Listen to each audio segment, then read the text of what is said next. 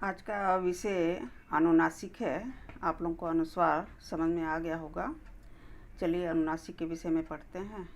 अनुनासिक किसे कहते हैं, यहाँ मैं आप लोगों के लिए समझने के लिए कुछ बिंदु तैयार करके ले आई हूँ। तो चलिए पढ़ते हैं अनुनासिक किसे कहते हैं। नासिक का चिन्ह चंद्र बिंदु होता है, जिसे चंद्र बिंदु भी कहा जाता है। ये आप लोगों को पता होगा, बचपन में आप लोग चंद्र बिंदु के नाम से ही इसको पढ़े हैं, पर वैकरणिक नाम इसका अनुनासिक है, तो इसे चंद्र बिंदु भी कहा जाता है। अनुनासिक के विषय में यहाँ देखिए, पहला बिंदु, जब कोई स्वर या ध्वनि मुंह के साथ साथ नाक से भी निकलती है तो उसमें विशेष प्रकार का नाद आ जाता है, जिसे हम चंद्रबिंदु के रूप में लिखते हैं। यहाँ जब हम लोग इसका उच्चारण करते हैं, चाहे स्वर हो या ध्वनि, तो मुंह के साथ साथ नाक से भी इसका स्वर निकलता है, तो विशेष प्रकार का इसमें नाद आ जाता है। नाद मतलब साउंड। ये ध्वनि न स्वर है और न ही व्यंजन, अनुनासिक स्वरों का गुण है। प्रत्येक स्वर अनुनासिक भी होता है। तो आप लोगों को समझाने के लिए यही पंक्ति देखिए, ये ध्वनि न स्वर है और न ही ये व्यंजन है। इसे कहते हैं स्वरों का गुण। तो इस तरह से प्रत्येक स्वर अनुनासिक भी होता है। जैसे यहाँ देखिए, अंग, आ, ई, ऊ, ए, आए, ओ, औ। तो ये था स्वरों का रूप अनुनासिक उच्चारण के साथ। तो दूसरा बिंदु देखिए, जिन स्वरों की मात्राएं शिरोरेखा पर नहीं लगती वहाँ इस चिन्ह का प्रयोग होता है। ये आप लोगों को ध्यान रखना है कि शिरोरेखा के ऊपर मात्राएं जब नहीं लगाते हैं तो वहाँ अनुनासिक के रूप में चिन्ह का प्रयोग किया जाता है। दूसरा बिंदु देखिए, शिरोरेखा के ऊपर मात्राओं के साथ चंद्रबिंदु अच्छा नहीं लगता, स्थान भी अधिक घेरता है, गलत लिखने और गलत पढ़ने की संभावना भी बनी रहती है।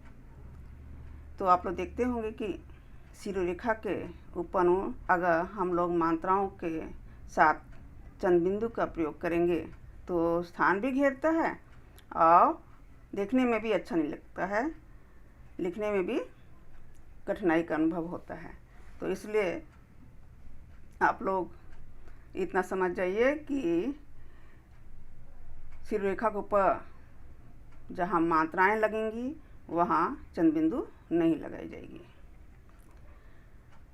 आगे देखिए, अतः ये तय किया गया है कि ह्रस्व ई, दीर्घ ई, ए, आए, ओ, औ की मात्राओं के साथ अनुस्वार का प्रयोग अर्थात बिंदु का प्रयोग ही किया जाए, चंद्रबिंदु का नहीं। तो इस तरह से मानक हिंदी में ये तय किया गया कि मात्राओं वाले स्वर के ऊपर अनुस्वार के रूप में बिंदु का प्रयोग किया जाएगा, चंद्रबिंदु का नहीं।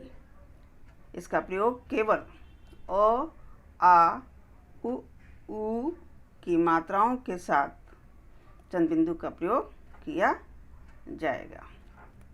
यहाँ देखिए, कुछ आप लोगों के सामने उदाहरण है, जैसे अंगूठा, अंगुली, आंगन, ऊंट, आँख, चांद, बूंद, भांति, हंस, माँ, हंसना। तो इस तरह से आप लोग उदाहरण के अनुसार समझ गए होंगे कि अनुनासिक का प्रयोग बिना मात्राओं वाले शब्दों पर लगाया गया है। आगे देखिए,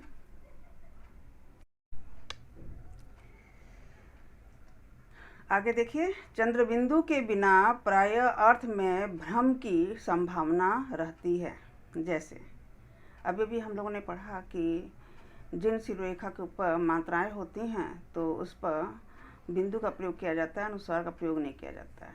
कभी कभी क्या होता है कि कुछ कुछ शब्द ऐसे हैं, अगर अनुस्वार का प्रयोग करें तो उसका अर्थ बदल जाता है, वहाँ अनुनासिक का ही प्रयोग होना चाहिए। जैसे यहाँ देखिए, ये शब्द है हस, यहाँ भी देखिए हस, यहाँ है अनुस्वार का प्रयोग और यहाँ है अनुनासिक का प्रयोग। अब इस बिंदु और चंद्र बिंदु के लगाने से इसका अर्थ बदल जाता है। यहाँ देखिए अनुस्वार लग गया तो हंस, हंस का अर्थ होता है पक्षी, और यहाँ हंस, हंस मतलब हंसना, लाफ।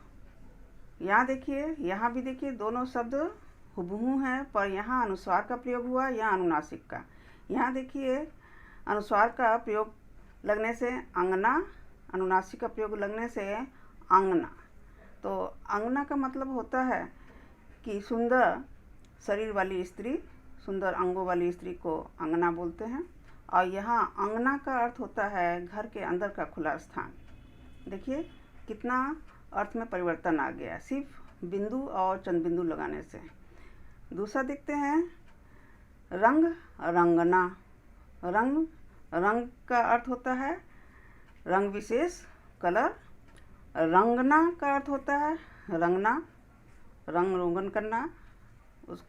तो इस तरह से आप लोग देखें कि अनुस्वार अनुनासिक का प्रयोग करने से अर्थ में परिवर्तन आ जाता है और इस तरह से भ्रम की स्थिति भी उत्पन्न हो जाता है। इसलिए हमें अनुस्वार अनुनासिक को सोच समझ कर लगाना चाहिए। आगे देखिए, अनुनासिक के स्थान पर बिंदु का प्रयोग।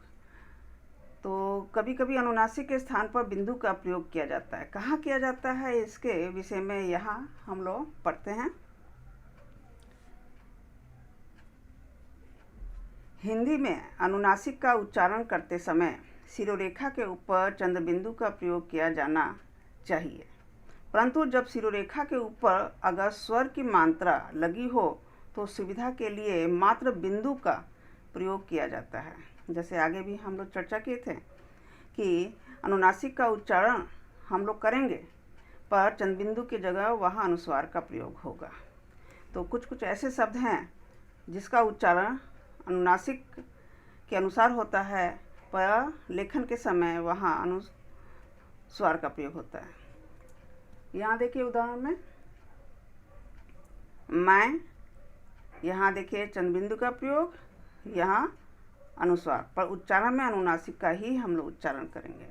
मैं, यहाँ देखिए बिंदु, कहीं, छौंक, गोंद, नहीं, इन्हें, क्यों, दोनों, ग्रंथों, हैं, बूंदें। तो उच्चारण हम लोग अनुनासिक का करेंगे और लेखन में हम लोग अनुस्वार का प्रयोग करेंगे।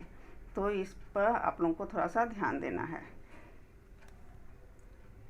आगे देखिए, ऐसे स्थलों पर चंद्र बिंदु के स्थान पर केवल बिंदु का प्रयोग शुद्ध माना जाने लगा है।